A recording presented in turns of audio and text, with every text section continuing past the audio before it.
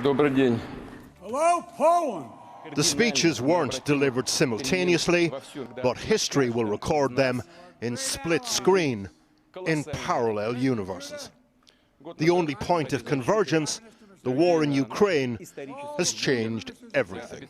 First up, Vladimir Putin's long-delayed State of the Union address, a year almost to the day since he launched the full-scale invasion of Ukraine, said the West had started the war and had done so with a view to destroying Russia.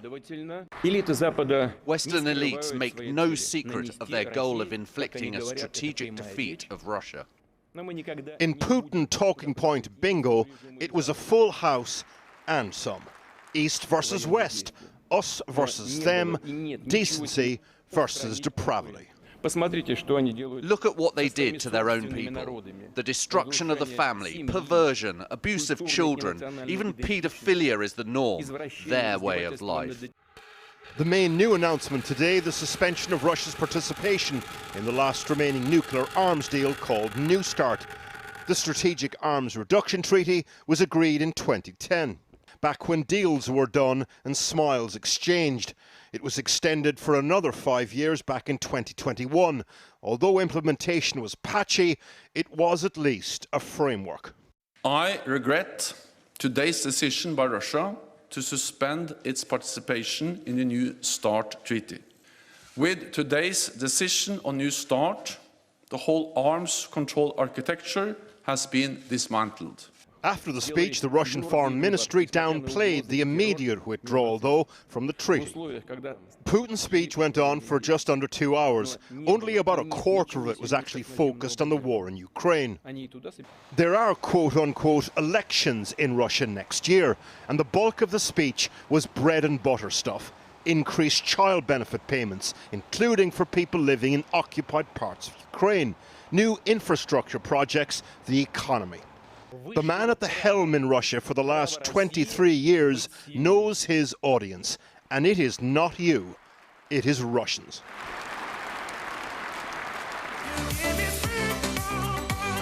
After his return train trip to Kyiv yesterday, Joe Biden took to the stage outside the Royal Castle in Warsaw. If Putin's speech was about consolidating domestic support and disorientating a foreign audience, Biden's was about demonstrating resolve and preparing electorates in the West for a long war. 1 year into this war, Putin no longer doubts the strength of our coalition, but he still doubts our conviction. He doubts our staying power, but there should be no doubt. Our support for Ukraine will not waver. NATO will not be divided, and we will not tire. Although featured on Russian state TV, the fanfare was muted today around the arrival of China's top diplomat, Wang Yi. He was in Moscow to discuss a possible peace plan. The US, though, has warned that China could be on the brink of supplying arms to Russia. And if that were to happen, the dynamics of this conflict could change entirely. Paul O'Brien reporting. Well, I'm joined now by the former Russian Prime Minister, Mikhail Kazyanov. Good to have you back on the program, Mr. Kazyanov. You also heard President Putin's speech. You used to work for the man.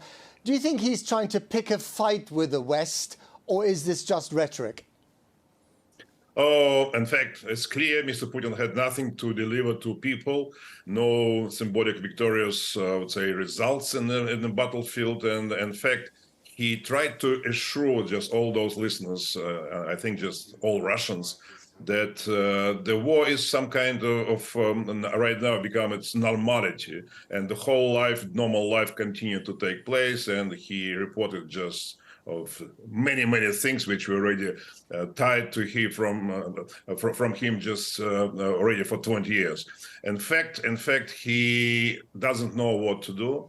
He have no ability to have offensive operations on the battlefield, and he wants negotiations.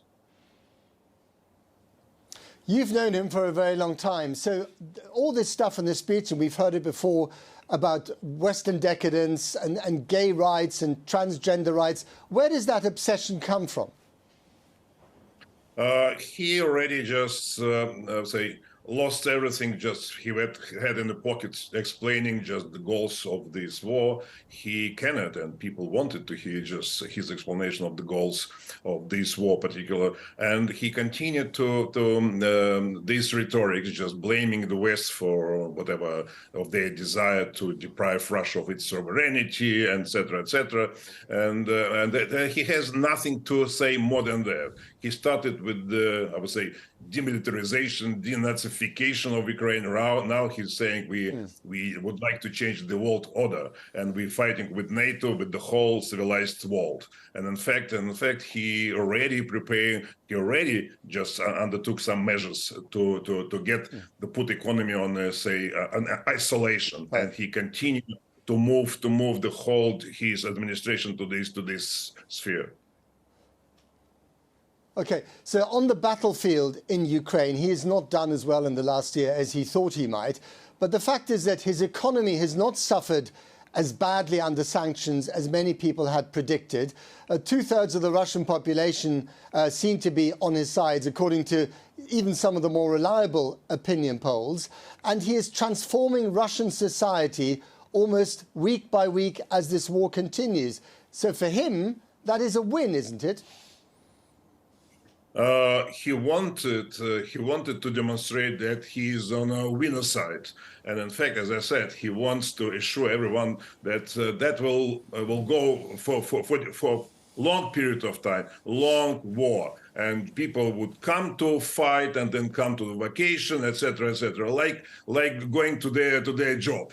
And that is one of the factors, because he has nothing to deliver as a victory on the battlefield. But simultaneously, he already started to indicate people, and today just I've heard such a signal. He is going to continue to be in a position, and next year so-called elections, I would say, he will reappoint himself again. That's what he wanted also to give a signal that everything is under control, everything is as planned, but people losing their understanding what for this war is about. Even those people who surrounding him, who just would like to work for him, and they sitting in the hall and would like to give this clarification, but Putin cannot deliver it. Okay, Mikhail Kazyanov, thank you very much indeed for joining us. Well, with me here now in Kyiv on the balcony is Igor Jokva. He's the deputy head of the president's office in Kyiv. Thank you very much for coming on the program again. It's good to see you. Thank you for having me as usual. Interesting messages, aren't there? You've got President Biden saying this is about autocracy versus democracy. You've got Putin saying this is about warding off the West and its decadence. But you in Ukraine, you're doing all the heavy lifting in this, aren't you? True. We're on the battlefield. We're on the forefront. We're on the front line. We are fighting for democracy. We are fighting for our victory. We are fighting for Ukrainians. We are fighting for our territory, but we're fighting for the security of the whole Europe. So we are with the right side of this fight. We are with the good. And, well, I do not even want to command the narratives what the evil side is telling. So President Biden was absolutely right. He was here yesterday. He paid this very important visit of support and of practical support as well. So he's today now in Poland with our partners. So we are doing our utmost to bring victory here to this country. But yes, we enjoy and we need the support of our partners. So Biden was here yesterday. It gave everyone a bit of a morale boost, but he didn't promise you anything substantially new, did he? The kind of things that you've been asking for. Well, that's because, I mean, the aid from U.S. come in on a regular basis, and obviously yesterday's visit was not the ground to discuss the particular things. So Ramstein just had it several days ago, and we had a very important achievements for the Ramstein. And the next Ramstein will bring in other things. But this visit was a political visit.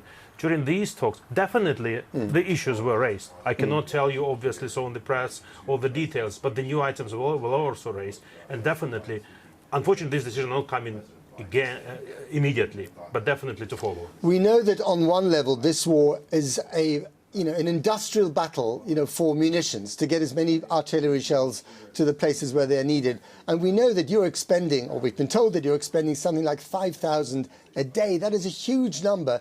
You simply can't get the supplies that you need fast enough. What needs to happen for that to be different? Several options here. Definitely we spend many artillery. Russia spends even more. That's why we have to be at least on some kind of balance.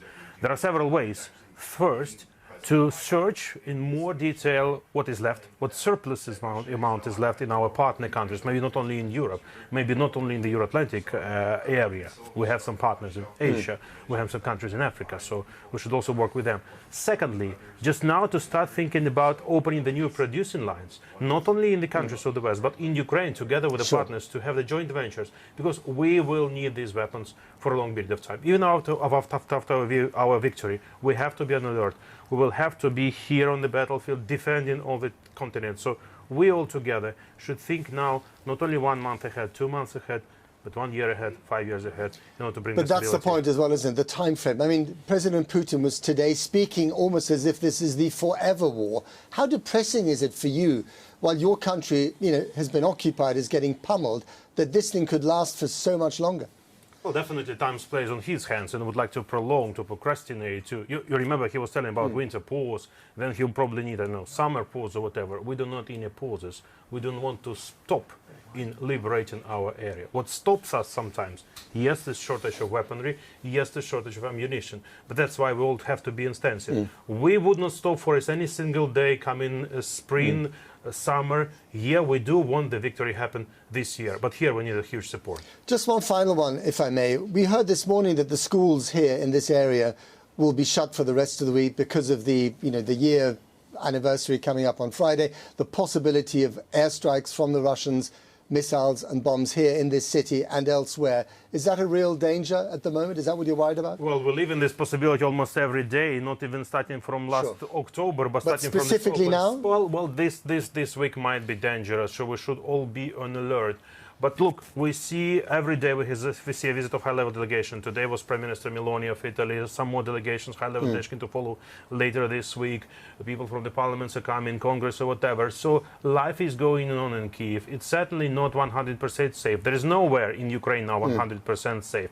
That's what that's the reality we live. But we all should stand together, and each and every person, each and every lady coming, it's also a show of support and resilience to Ukraine. Igor Jokva, thank you very much indeed for coming on the programme.